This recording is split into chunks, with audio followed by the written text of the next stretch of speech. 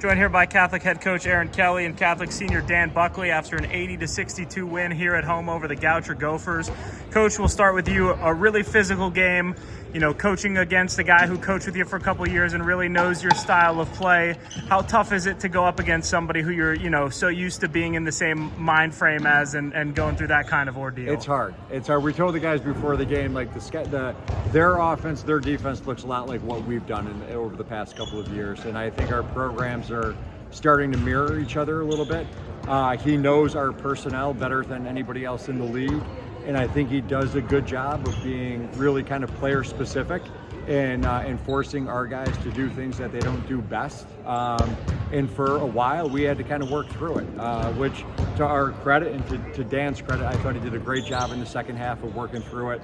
And he in particular played really well in the second half. Dan, 13 points for you. 6 guys today scored at least 8 points. Can you just talk a little bit about how well-rounded this group is and how on any given day it could be any number of guys contributing on the offensive end? Yeah, I think that's really where we want to get to. Obviously, Coach has talked about that with us. And if we can be that five players, 10 points, like that's where we can really be unguardable. And we feel confident as a group, like that's where we can get to. We have a lot of talented guys in the locker room. So it really makes us hard to guard when 5 different guys can go get however many points every night. Coach, when you get into a physical second half like that with, you know, pressure in the backcourt and maybe stopping you guys from really setting up the offense as you would traditionally in the half court, you know, what changes in what you need from your guys in those situations? Yeah, that was a game in the second half. It was hard to get a rhythm. There weren't a lot of like feel-good plays. We weren't able to get a lot of momentum.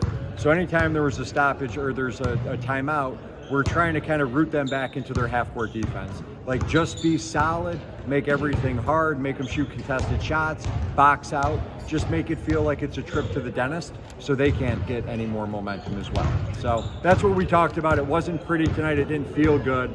But at the end of the day, we get an important conference win. And Dan, last question. You know, you go into the weekend, Wilkes comes into town, Alumni Day. What do you hope to see from your, you know, alumni and from the crowd here on Saturday? Yeah, hopefully we'll get a great environment. That's a game we circle for ourselves every year.